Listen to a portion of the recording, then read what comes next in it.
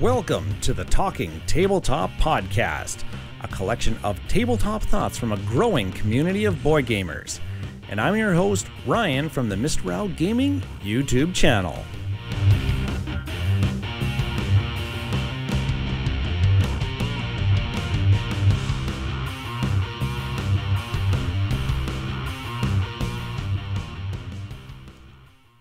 Welcome, everybody, to the Talkin Tabletop Podcast. Yeah, as mentioned, I'm Ryan from the Mista Rau Gaming YouTube channel, and I want to welcome everybody to the show, especially if this is your first time listening. We're 4 episodes deep now into 2024, and we are having a blast creating this show.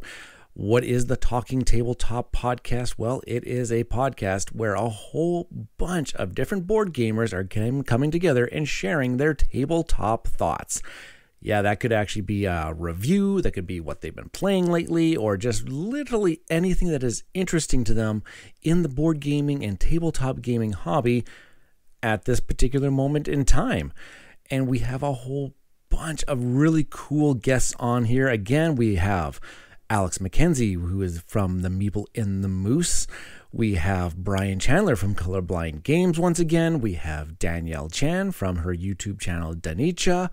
We have Chris Barrows from the Tabletop Express YouTube channel.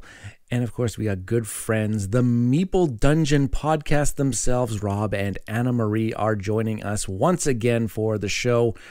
And they all have brought really cool segments this, Valentine's Day, if you are celebrating it today. Happy Valentine's Day to everybody, and Two-Player Game Month. Well, I guess you could call it Two-Player Game Month if it's February, right? Right. Well, sit back and relax and enjoy the show. If you are here just to listen to one particular content creator, well, stick around for everybody because they all have such unique perspectives around this board gaming hobby. All right, folks. I will see you at the end of the episode. Cheers and enjoy.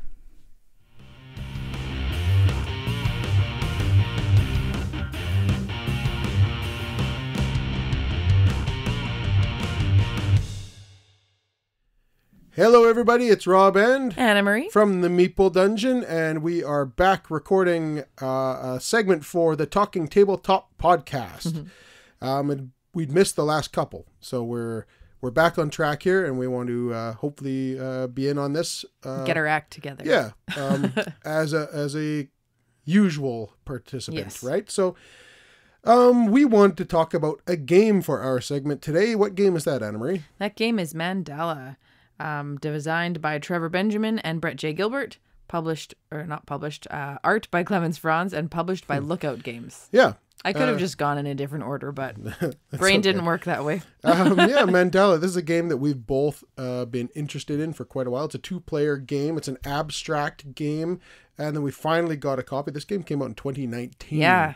I've heard a lot about it. And all good things. Right? Yeah. And so this is an abstract game, a card-laying game, kind of card-collecting game. Yeah. And the mandala is the word that uses to describe the mountain and the fields and then the rivers beside them. And the idea of a mandala is just life, death, and rebirth, where you're laying out sand and then before you throw the sand into the river.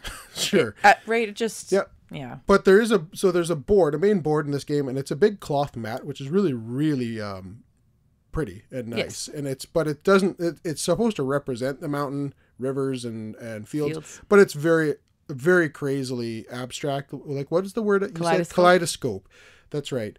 Like if you picture looking inside a kaleidoscope with all the weird colors and shapes moving around, that's kind of what we're dealing with here as far as they look like all the cards look like just different snapshots as you turn a kaleidoscope. So on the main board, there's 2 big circles in the middle, and they represent the 2 mountains. And on either side of those, there's a field for each mountain on your side of the board. There's a field for each mountain on my side of the board. And then there's beyond that, on the very edge of the board, is the river. Yes. And you have a river, and I have a river. Yes. And inside those areas are kind of like squares, because these cards aren't your typical playing cards. They're square cards. And we're going to be laying out cards onto this board. So So how does this game work? So the point of the game is throughout the game, you're going to be building up the mandalas and then destroying them. So once you fill up a mountain and fields with each of the 6 colored cards. Right. Once there's at least one of each color played. Yeah, that means that mandala is now ready to be destroyed. So then you're going to divvy them up and hopefully score points for yourself. And then you would start recreating another one. You would do another mandala, but there's another one in the works because there are 2 different mandalas going at the same time. So you keep doing that, building them up and then destroying, building and destroying, getting cards to gain points. And then the end game is going to be triggered either when you run out of cards or when somebody fills up the 6th slot of their river. Yeah. So in order to do all of this, we have a hand of cards. Yes. And we have 8 cards to start with? Not to start with, but once you can gather cards, you can never get more than 8. Okay. So you have a bunch of cards in your hand. And on your turn, you're going to do one of 2 things. Oh, well, 3 things. One of 3 things, but yeah. 2 main things you're going to do. You're going to play either one card into the mountain, which is that spot in the middle. Combined spot in the middle for both of us to play into. So you can both play into the mountain. Into either mountain. Yeah.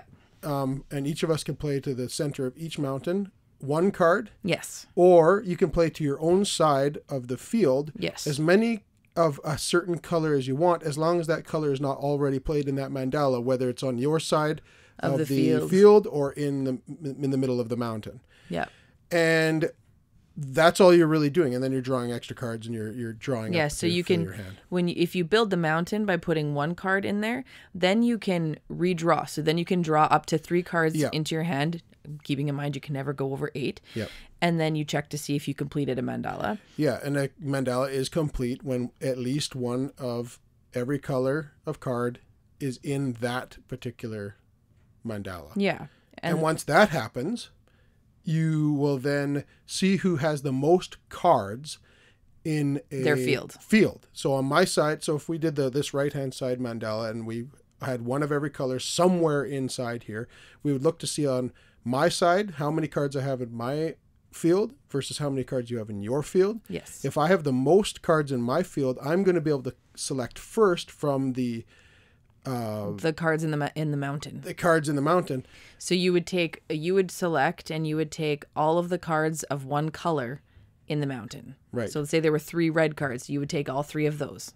Right. And I would be able to take one of those and put it into my first slot in my river, which is numbered 1 till 6. Yes. And I'm going to take, say there was three red cards, like you said. I'd place 1 red card in the number 1 slot in my river, and I take the other 2 and put them into my cup. It's just a little holding area for all the excess cards that you've collected. And you're going to be scoring points for these now. At the end of the game, every red card I gain from now till the end of the game is going to score me 1 point because I have the red card sitting in the 1 slot. Yes. So on further turns, say the next round, I did the same scenario and I ended up getting blue cards. I would take blue cards. Let's say purple. Oh, so no blue. Purple cards. I'd take the purple card, 1 purple card, put it in my number 2 slot, and all the excess purple cards into my cup. Yeah. And every purple card that I gain throughout the rest of the game is going to get me 2 points. Yes. And that's kind of what you're doing, and you're trying to fill up your river with these cards strategically, and that's all you're doing. Yeah. Any cards left in your field when you are destroying the mandala, those get discarded. Yep.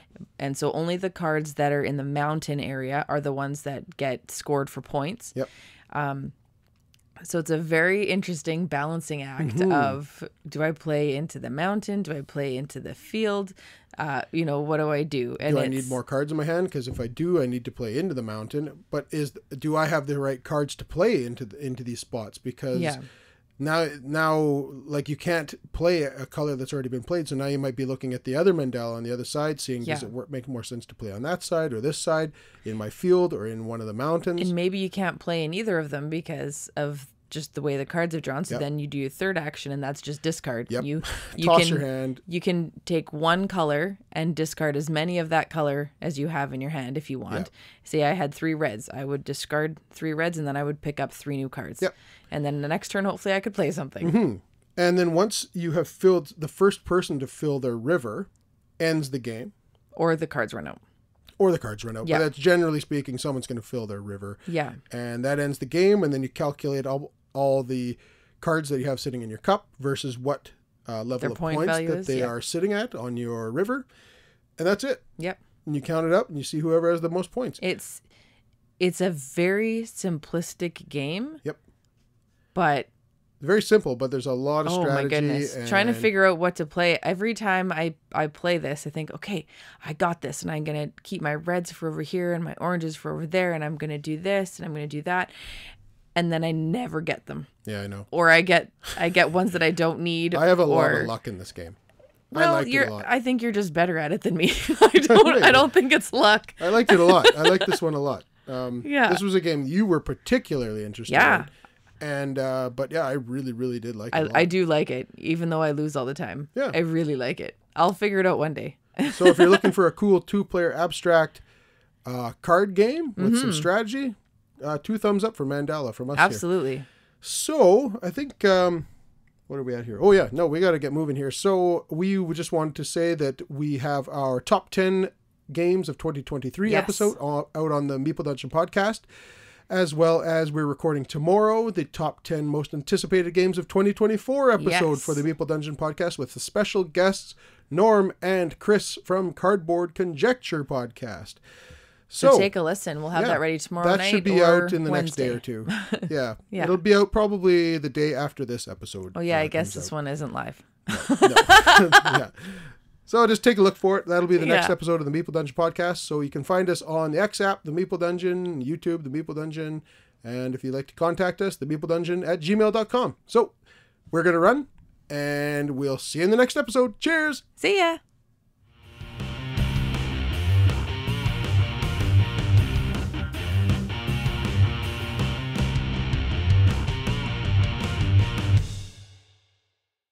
Hey everyone, it's Danielle.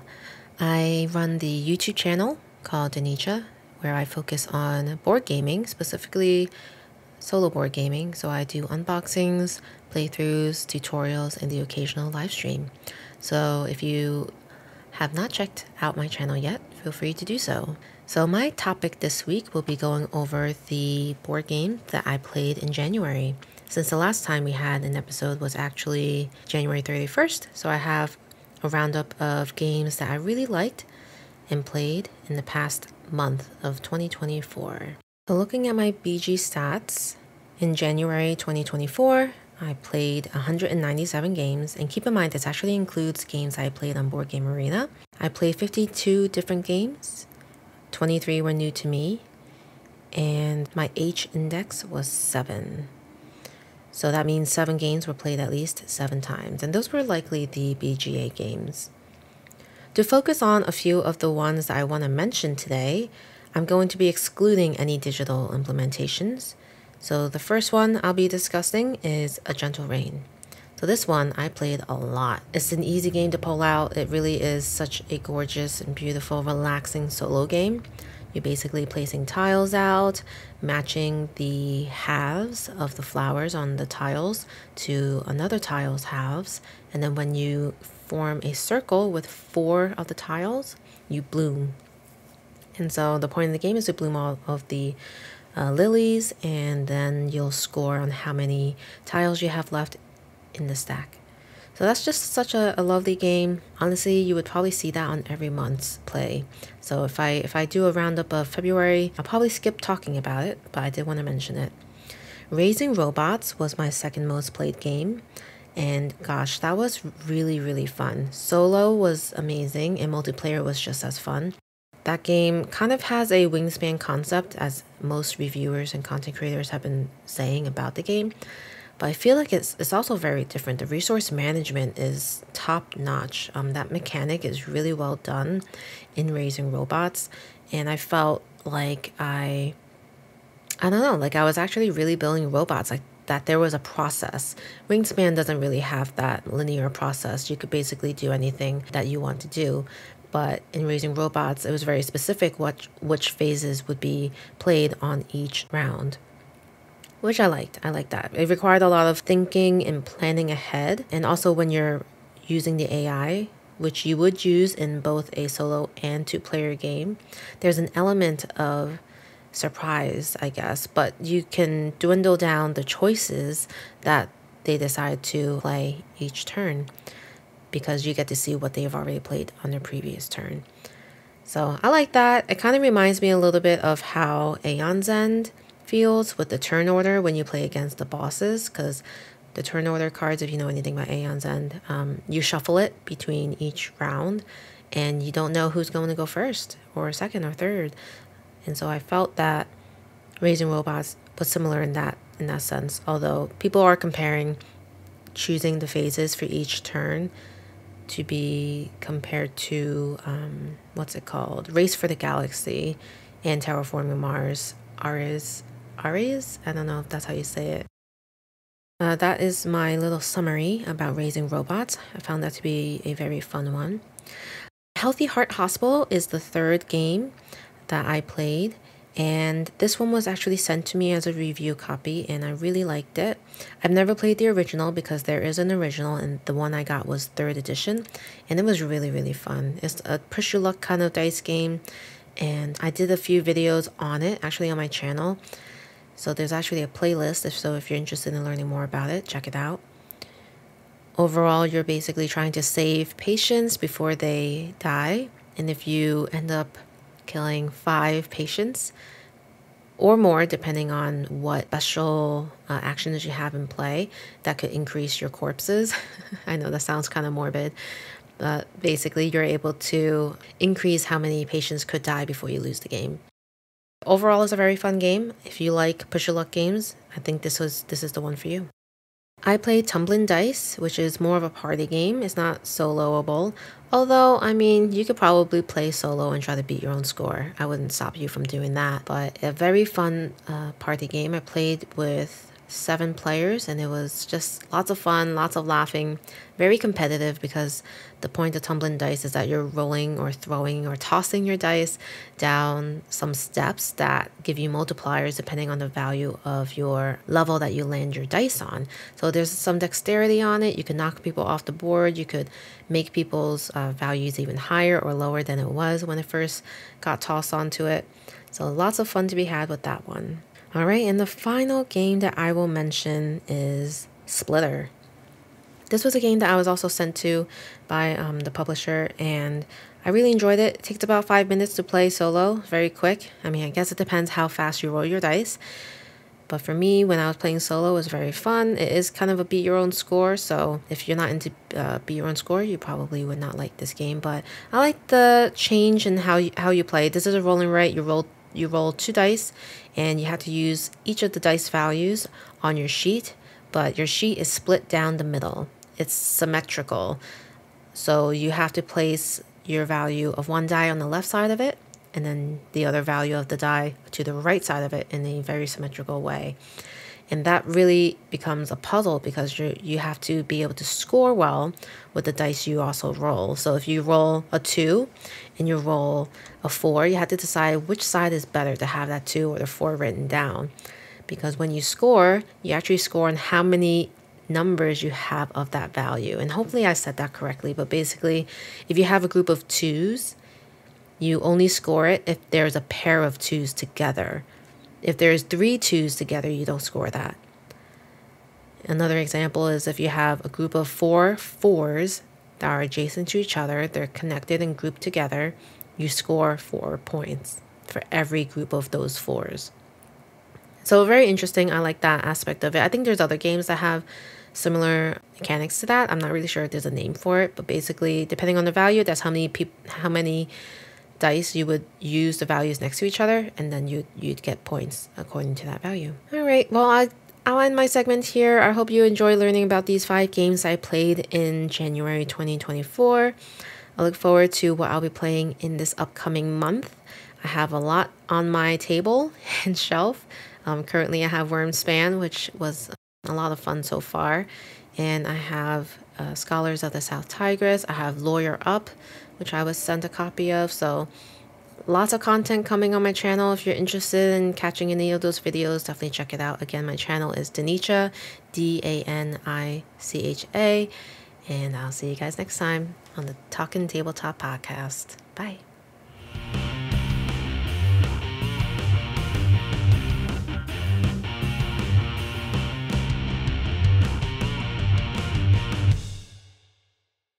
Hey, Mr. Rau. Hi, everyone. This is Brian Chandler from Colourblindgames.com.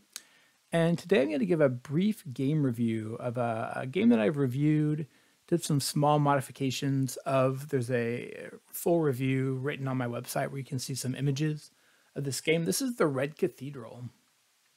It is designed by Israel Senderero and Sheila Santos, published by DeVere Games.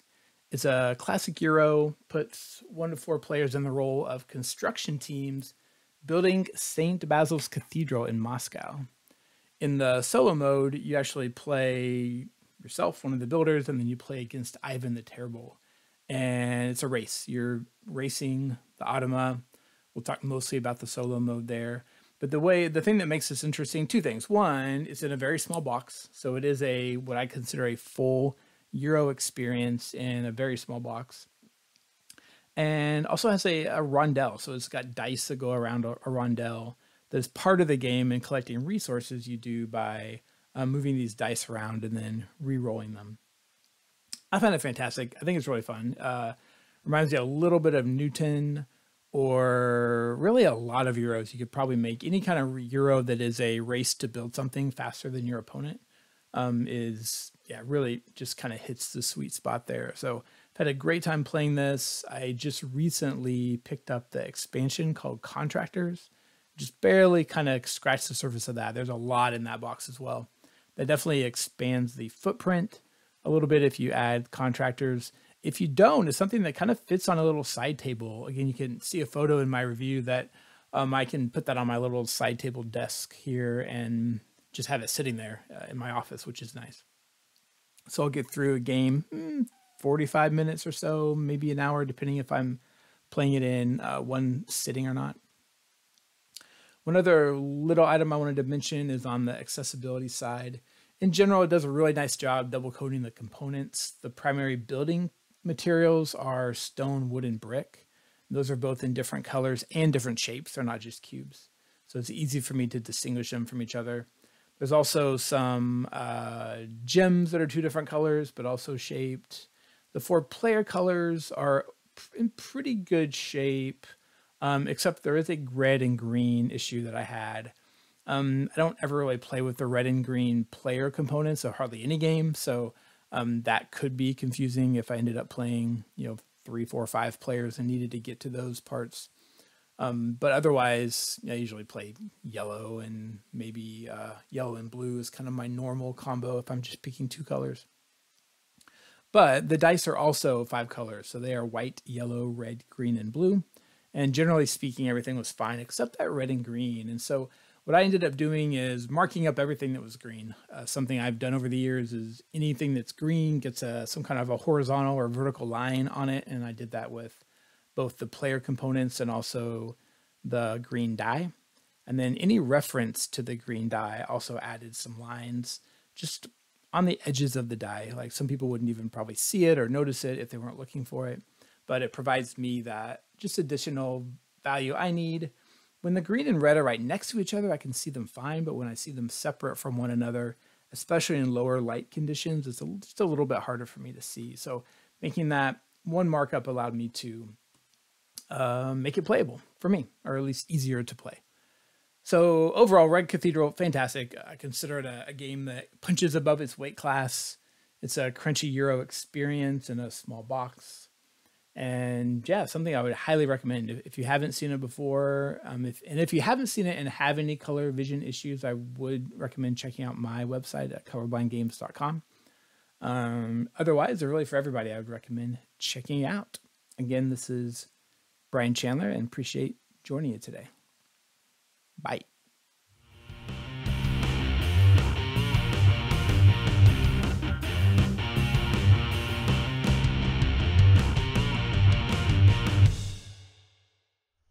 Hello, my name is Alex, and I write board game reviews over at meepleandthemoose.com, and I'm here to contribute to the Talkin Tabletop Podcast. I feel like this segment might be preaching to the choir. as I suspect the intersection of person who listens to board game podcasts and person who takes an active role in teaching and introducing new games is close to a circle. Regardless, it's something that's been on my mind lately, and for those of you who listen to this and aren't the primary games teacher, I hope you appreciate the person you have in your life for the role they fulfill. Firstly, my background. I am the primary rules teacher for my game group, and our usual cadence is that we meet on Wednesdays at one of our houses. We rotate who hosts for the evening. Usually on Monday, the host will drop a couple game suggestions in the group chat, and then everyone will give their opinion on what they like to play, in addition to confirming their attendance. I'm usually the one who pulls up a rulebook to give it a read through ahead of time, and then on game day, I generally take the rulebook from the box and give the abridged version to the group. If any questions come up, I usually know where to find them in the book, just due to the fact that I've read the book at least once, so I'll read the rule as written, and sometimes we'll debate the meaning of a rule. I don't always learn well from just reading a rulebook. In fact, I learn best when I have the game in front of me and I can move pieces as I talk through the rules. That's how I best internalize these systems, by doing. Over the years, I've gotten pretty good at teaching my friends how to play. One of the tricks I've learned that works well is to get everyone's hands on pieces during setup to keep them engaged. One person gets to shuffle cards, the next person sorts components, and the third person places tokens on the board, things like that. That said, by the time game night rolls around, I've generally spent at least 30 minutes to an hour researching the game and reading the rules, even if it was just reading the book, and looking at frequently asked questions and erratas that have been posted on BoardGameGeek. It's a hidden time cost, and one that doesn't always get recognized. Depending on the complexity of the game and the quality of the rulebook, Hansa Teutonica, I'm looking at you, that time can flex in either direction. Personally, I find it incredibly difficult when rulebooks have thematic names for all the different aspects that's only mentioned once at the start of the book and never again. Like, the first time I read the rule, for one action, a player may displace another player's trader from a house along a trade route, not from an office. To do so, he removes the other player's trader and replaces it with one of his own traders or merchant from his personal supply. However, the displacing player must pay a penalty by moving an additional trader or merchant from his personal supply back into his stock. I had to stop and just shake my head for a second. Now, that rule makes sense when you're actually playing Hansa Teutonica, but out of context, just as words on a page, it's really hard to make sense of it. Going a bit further, game teachers have an extra cognitive load to bear. In addition to playing their own game, developing their own strategy, they also end up being the arbiter of the rules, watching every other player's turns to make sure that no rules were missed. And if a rules question does come up, the teacher has to stop thinking about their game and pivot to looking to the specific question in the rulebook. Now the ugly part. With new games comes rule mistakes, and sometimes hurt feelings. I get an awful sinking feeling in my gut when I teach a game one way, only to realize halfway through that we've made a critical error. Sometimes it comes up on a player's turn, and I get I didn't know that was a rule, or I wouldn't have done this if I had known that. I get it. It sucks when the wind is taken out of your sail because of a mistake. Thankfully, no one in my group gets really heated. We all know it's just a game. We'll debate how best to rectify the situation, either play out the rest of the game with the rules as we've been playing it, or undo turns to make the aggrieved party whole. Learning and teaching a new game is difficult. There's a lot of nuance that you don't always glean from just reading a rulebook, sentences that don't make sense when taking out of context of the gameplay. I recently had someone tell me a story of the time they taught a rule wrong at a public meetup, and one of the other players threw a fit and just left. The inspiration for this segment mostly comes from my recent Voidfall experience, where by the time we took the first turn, I had already invested like 6 to 8 hours into unboxing, organizing, reboxing, learning, and setup. 6 hours of my time that I'm spending so that our group can have a better experience. In the end, all I'm trying to say is, if you have a game teacher in your life, say thanks. Acknowledge the effort they're putting forth for the group, and if they made a mistake, be lenient. And if you're not willing to be lenient, then take on the task of teaching games. Let's see you do better. And that's all from me today. If you want to get in touch with me, you can do so by emailing me at meepleandthemoose.com, or you can search me out on Blue Sky. The invite-only requirement has been lifted, so you're free to join the site. Or not, your choice. Social media is a complex thing, and I understand that it's not everybody's bag. You can also catch me over at the Nerd Shelves Discord server. If you need an invite to that, just let me know. And if you want to read my board game reviews, they're all hosted on my blog, meepleandthemoose.com. Thanks for listening.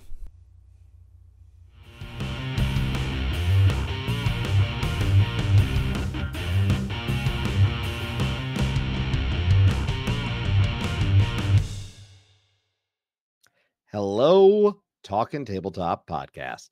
My name is Chris Barrows. I'm one of the conductors over at the Tabletop Express. And for this week's episode, I'm very excited to talk about one of my favorite games. And it seems appropriate because it's February, which is a great time for couples to do things together and for friends to do things together and just pair up and hit a two-player game. And for me, that two-player game that I love more than any two-player game is a game by the name of Targi. Now, this game, published by Cosmos, Andreas, I should say, was actually on my show at its beginning before we did all the live streams for board games themselves and call-in shows, but when it was just Creators Corner. And it was one of my favorite experiences because what a delight to learn about this game straight from the man who designed it. And what many probably don't realize is it's on local shelves right around him. People are very well aware of his game in his community, and it's really a project that he put a lot of love and passion into. And he described, I remember when I talked to him, pitching this game out and saying, if it doesn't sell, so be it. I love what I created, and I've created something that means something to me. Now, I'm so grateful this game got picked up. Cosmos, of course, publishing it, as I noted.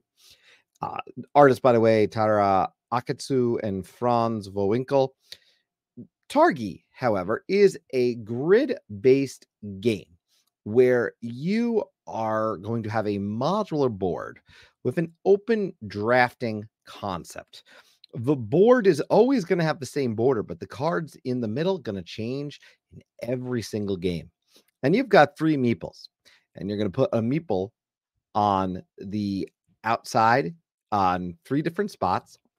And then you're going to have actually 5 meeples because there's going to have corresponding pieces that go in the middle to mark your additional cards. So you've got 5 cards at any given time that are happening. Now, as you're doing this, you're collecting cards. You're doing set collection, all to create a tableau that's going to get you the most points. Now, the game is primarily won by these cards that you're going to spend the resources to pay for. But one of the most important resources in this game is gold, which can be hard to come by. If there's no gold in the middle of the table, there's only one spot where you can really get gold guaranteed. And there's another spot where you might be able to get gold, but you're pushing your luck because you don't know if you're going to get gold. You're going to get a random card that has a resource on it or multiple resources. This game is one of those games that, for me, is perfectly designed. It is the highest rated game in my own collection. My personal rating, obviously, but this is one of those games that's different every time. Strategically, you can prepare for it, but you're never going to win every single time. So it brings that to the table. It's pretty simple to teach. I will note there's an expansion, and the expansion is quite delightful, but the expansion almost makes it a different game. And I don't mind that. Not at all. It is a great game. But this is one of those games that has just meant more to me than any game. I mean, arguably the most important game to me ever was Scythe, because Scythe brought me into the hobby in a big way. It really modernized my view on board games. But Targi is the one that last year became my number 1 board game, my favorite board game, period. And this one is just a real delight. I will say the beautiful thing about this game is in the scoring.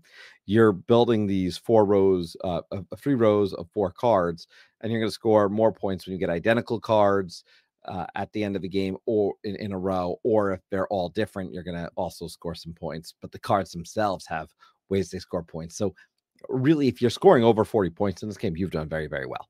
Very well. A lot of the scores I will note in a high quality game, you might be all competing in the 36 to 40 range in scores. But that's Targi. It is a love for me.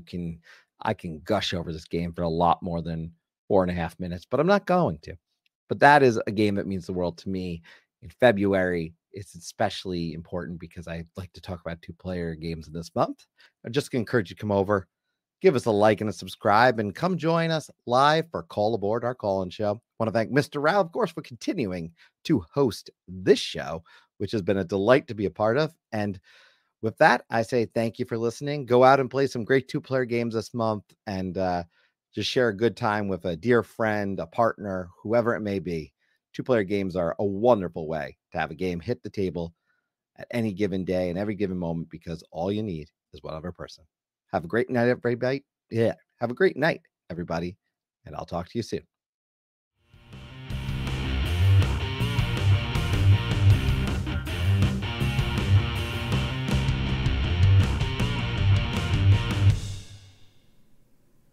Thank you, everybody, once again, for making this such a special and awesome podcast. I can't do it without you folks. Your segments are always so insightful, so inspiring. I have a little bit of imposter syndrome sometimes. You folks are just so amazing. I'm Ryan from the Mista Rau Gaming YouTube channel, and in the month of February here, I and my family here like to celebrate 2-player game month. I believe the Tabletop Express gents like to call it Feb 2-ary, where they like to focus on 2-player games, and we do much the same around here. So I thought I would take a little bit of an opportunity here to kind of, describe to you what I like and what makes a pretty darn good 2-player game experience.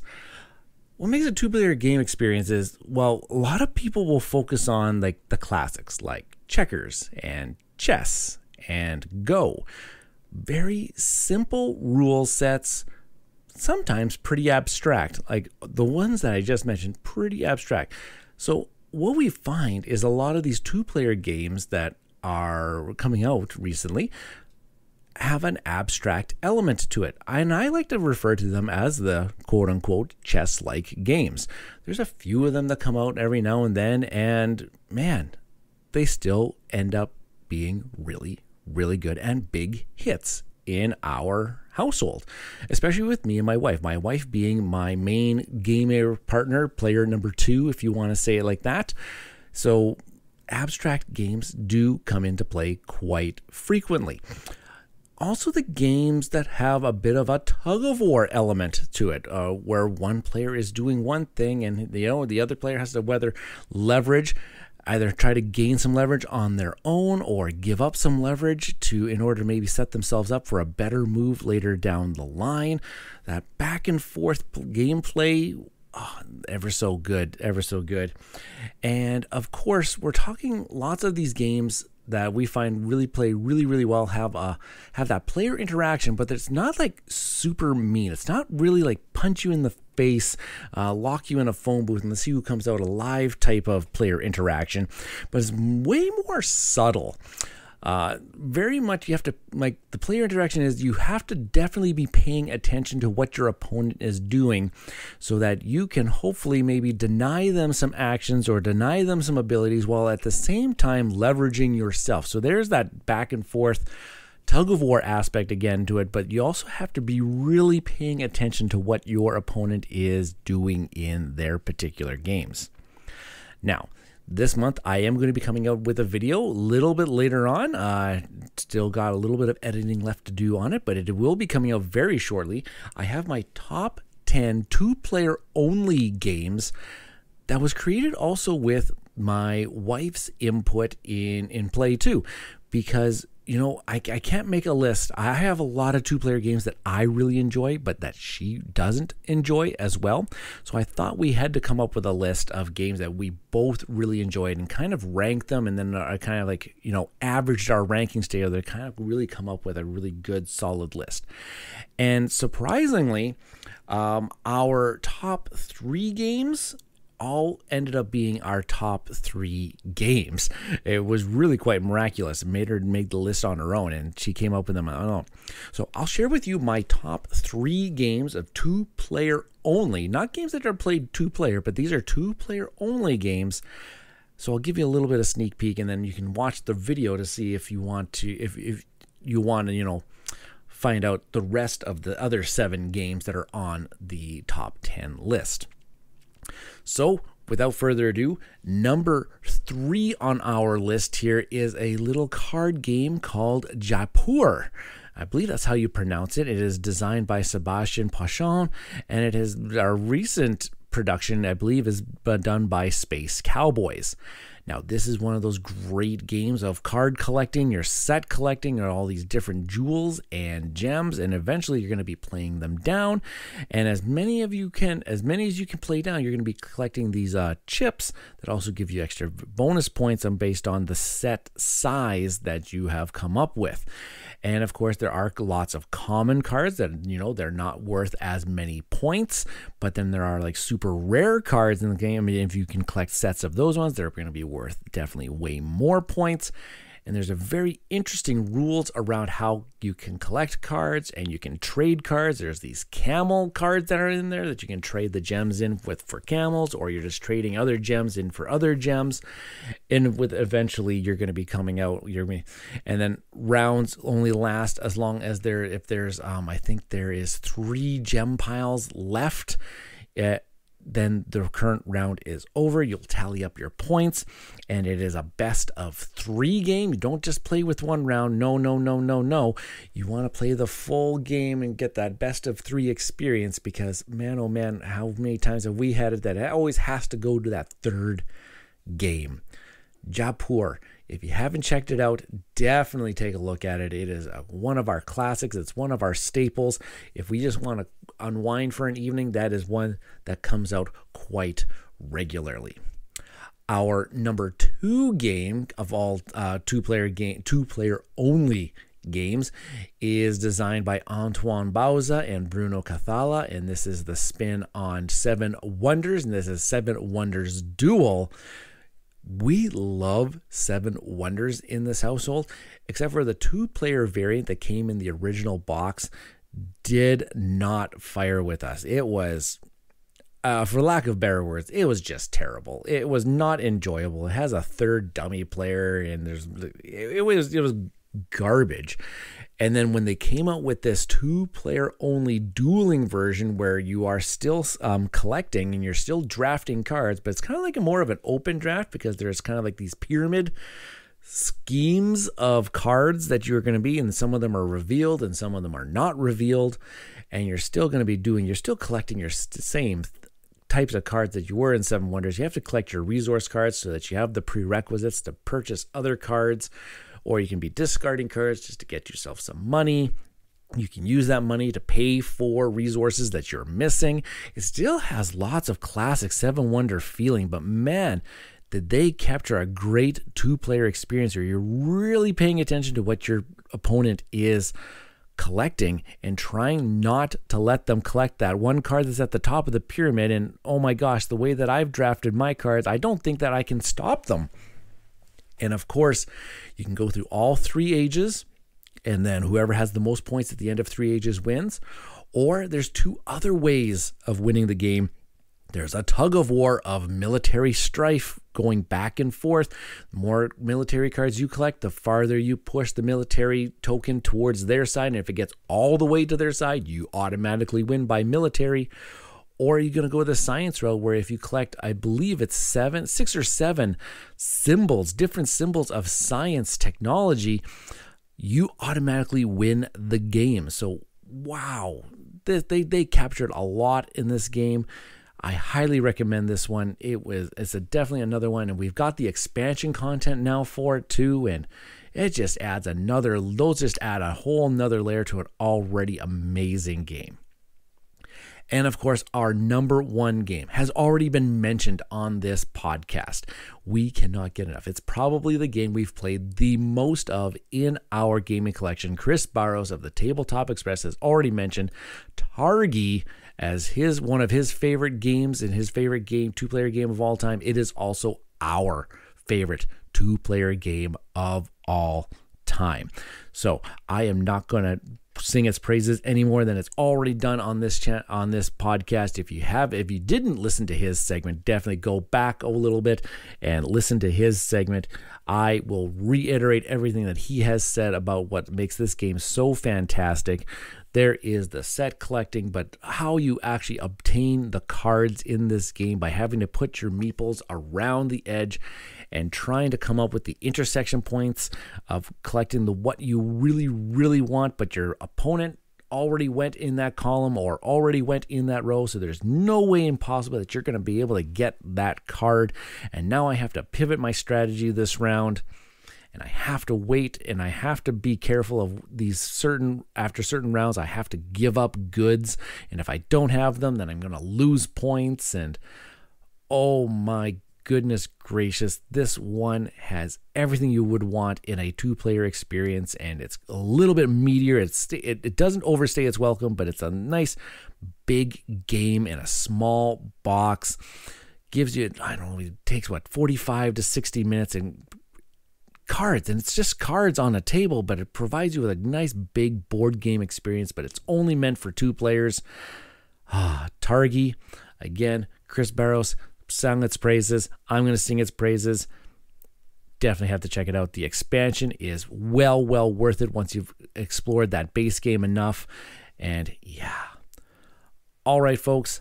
I've been Ryan of the Mista Rau Gaming YouTube channel. Definitely check me out on YouTube. So give me a subscribe, like those videos. I go live every Tuesday evening with some other videos being sprinkled along the way. I'm active on Facebook and Instagram and Threads and Blue Sky, which is now open to the public. I am at Mista Rau Gaming on all of those.